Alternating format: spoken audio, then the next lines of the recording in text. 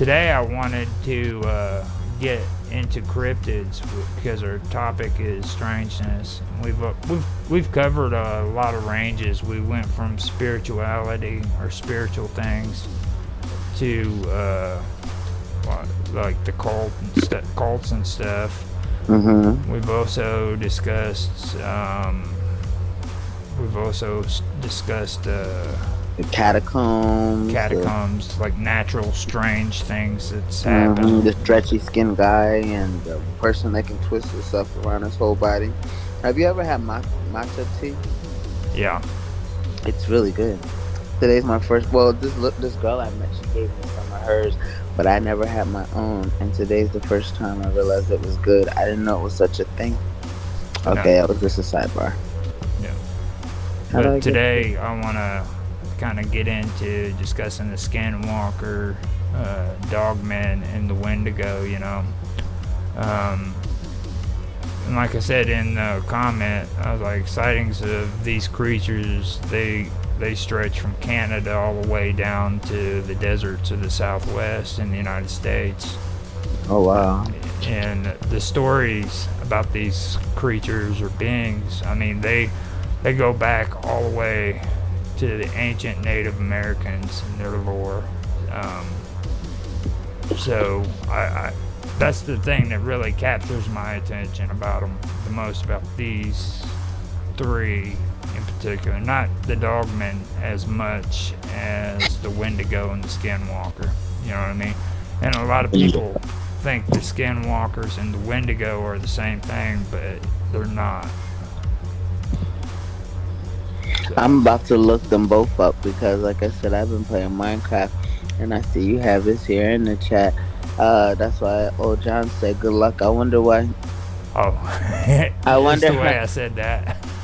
It's like today I wanna. How was it that I said that? Actually, like Brave man. Today I will deal with skinwalkers, dogmen, and the wendigo. And he said, "Brave man." I didn't say I was wanting to stream them. I said it just sounds like you're going to deal with them directly. He's a crazy Looking at a wendigo, I can only imagine why it was him saying that you're a brave man. This thing looks scary. Like, what is this? Hold on, let me use Firebox. I like that one better.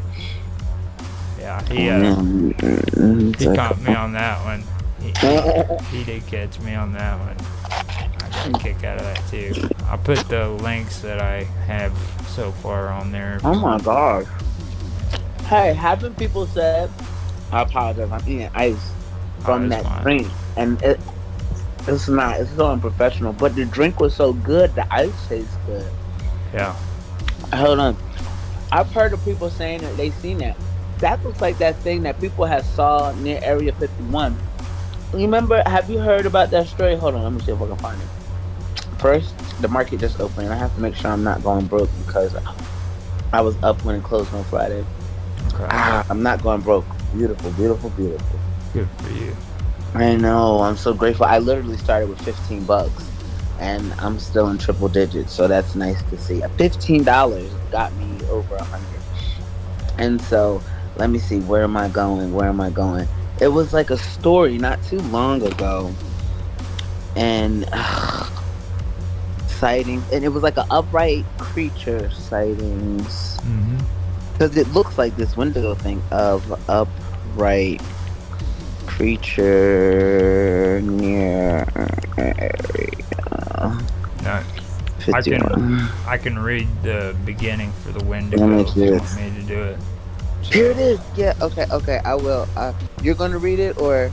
Yeah, I can read it. I can from the Wikipedia. So. Okay, it's in Amarillo, Texas, actually. And it wasn't. Yeah. Okay. Go ahead, though. I'm ready for you to read the Wendigo.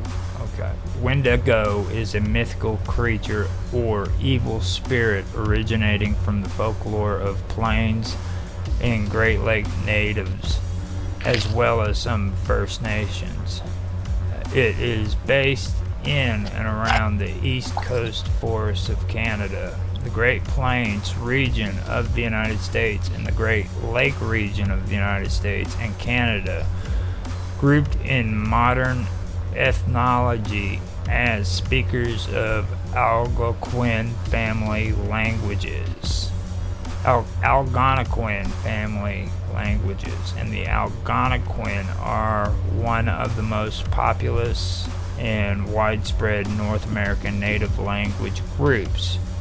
They historically were prominent along the Atlantic coast and in the interior regions along St. Lawrence River and around the Great Lakes. These groups, I'll stop there.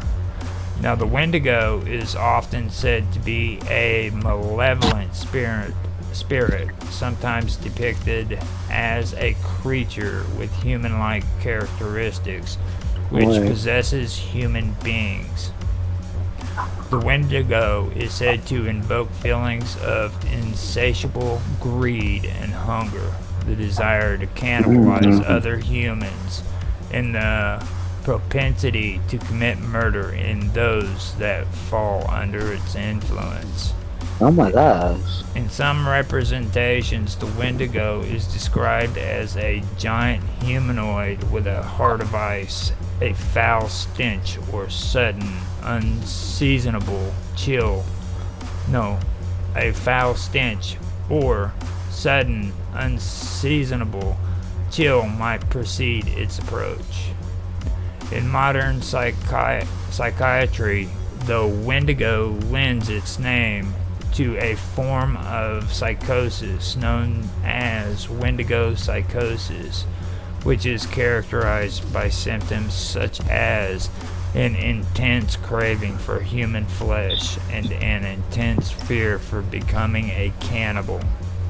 Wendigo psychosis is described as a culture-bound syndrome, and a culture-bound syndrome is in medical and medical anthropology a culture-bound syndrome or culture-specific syndrome or folk illness is a combination of psychiatric and somatic symptoms that are considered to be a recognizable disease only within a special society or culture. Now, in some First Nations communities, other symptoms such as insatiable greed and destruction of the environment are also thought to be symptoms of Wendigo psychosis. The concept of the Wendigo has been used in literature and other works of art, both by Native Americans and by others, including in works of social commentary and horror fiction. Now, what do you think about that? Yeah, no, I think that's insane. And I'm reading this story about the Indians asked the Wendigo if there was any fat on them. He said, "You bet there is. I have eaten a lot of Indians. No wonder they are fat." The Indian then killed him and cut him to pieces. This was the end of the Wendigo. The giant Wendigo. That is wild.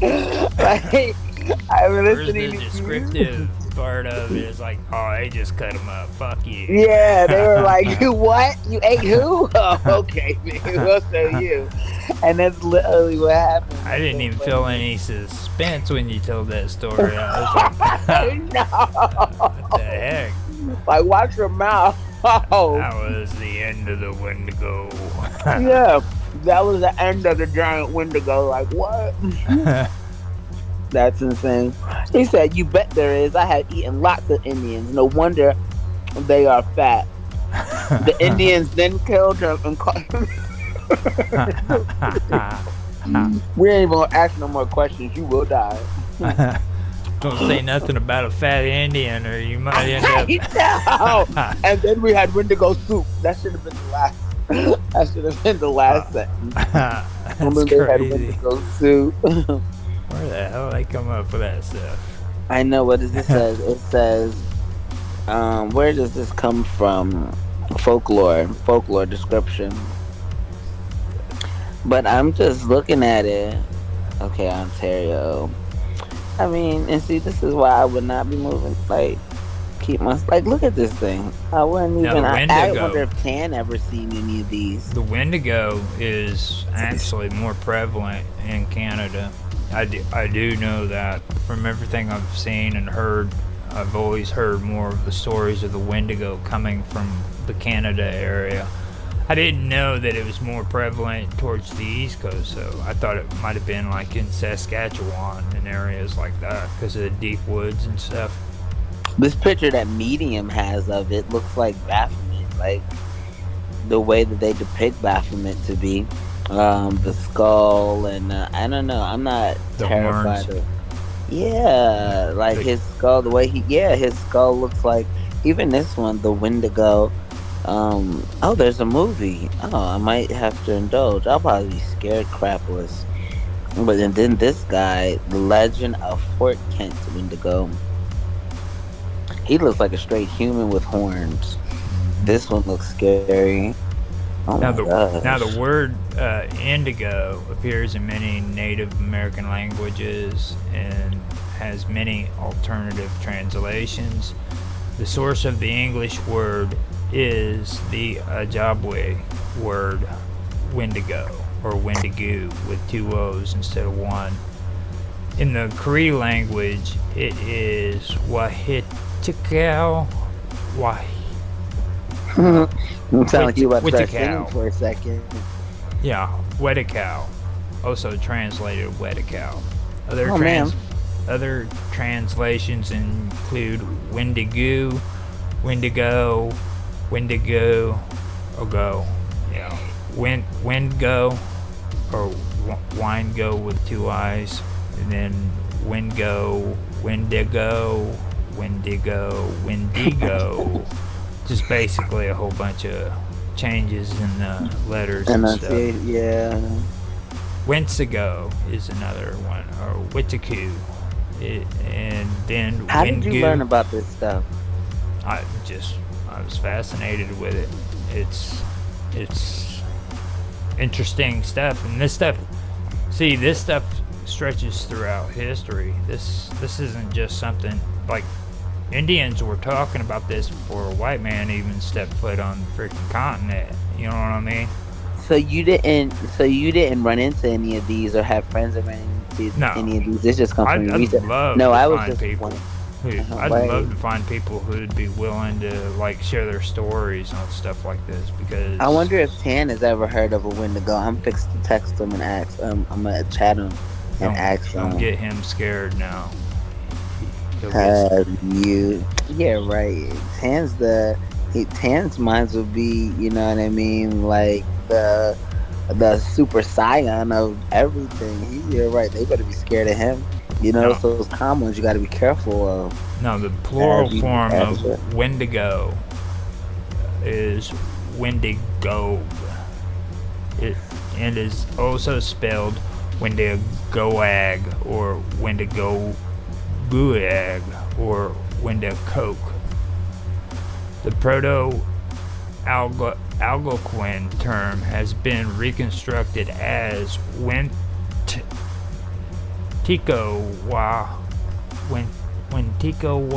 which may have meant owl. And see, the owl would be good for that UFO story that's going on up in Nome, Alaska, because like people who have been abducted swear up and down that instead of seeing aliens, they would see an owl in their mind. Really? Yeah, that's pretty cool. So Where did they getting abducted from? they're getting abducted from Nome, Alaska, and they would go into hypnotics. They would be hypnotized by this therapist, and she would have them freaking look at this owl and find out that it was actually aliens that abducted them